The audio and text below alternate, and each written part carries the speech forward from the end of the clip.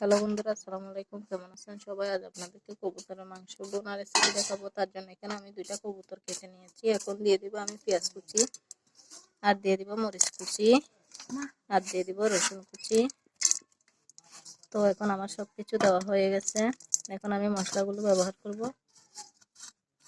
এখন আমি গুঁড়া মরিচ দিয়ে দিব। এখানে মরিচ একটু বাড়ায় দিতে হবে যাতে এটা জাল জাল হবে, তার জন্য এখানে আমি 3 চামচ পরিমাণ গুঁড়া মরিচ দিয়ে দিয়েছি।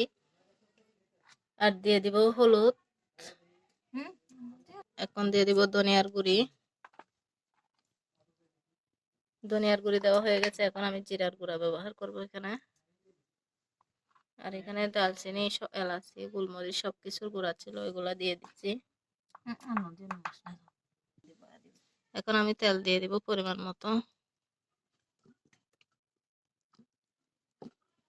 তো তেল দিয়ে নিচ্ছি আমি। এখন আমি দিয়ে দিব তেজপাতা। এখন আমি স্বাদ মতো লবণ দিয়ে দিব।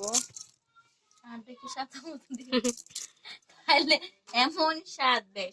এখন এটা আমি ভালোভাবে মিক্স করে দিব।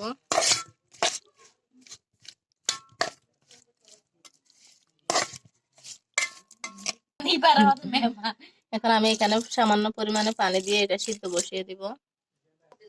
বসিয়ে দিলাম চুলায়। এখন আমি এটা ঢাকতে দিয়ে রেখে দিব ভালো করে। বেশ কিছুক্ষণ সিদ্ধ হওয়ার পর এখন আমি এটা ভালোভাবে নেড়ে দিব। নাড়াচাড়া করার পর এটা আমি আরো কিছুক্ষণ সিদ্ধ করে নিব। এখন আরো বেশ কিছুক্ষণ সিদ্ধ হওয়ার পর আমি এটা আবার ভালোভাবে নেড়ে দিব। ভাজা ভাজা হয়ে যাবে, যতক্ষণ না ভাজা ভাজা হবে ততক্ষণ সিদ্ধ করতে থাকবো এটা।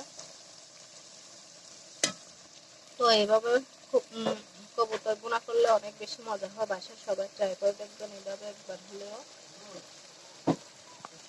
অবশ্যই সবাই আমার ভিডিওটা দেখে অবশ্যই আমাকে সাবস্ক্রাইব করে পাশে থাকবেন।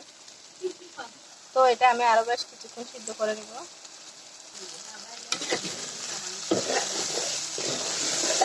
এই যে আমার এটা প্রায় হয়ে গেছে। এখন এটা আমি নামিয়ে রাখবো।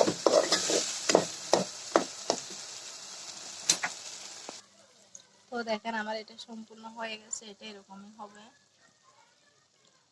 এইভাবে কবুতর বোনা করলে কিন্তু অনেক বেশি মজা হয়, যার জন্য আমরা বাসায় এইভাবে রান্না করি। তো আজকের এই রেসিপিটা বাসায় সবাই ট্রাই করবেন। ভালো থাকবেন, সুস্থ থাকবেন। আল্লাহ হাফেজ।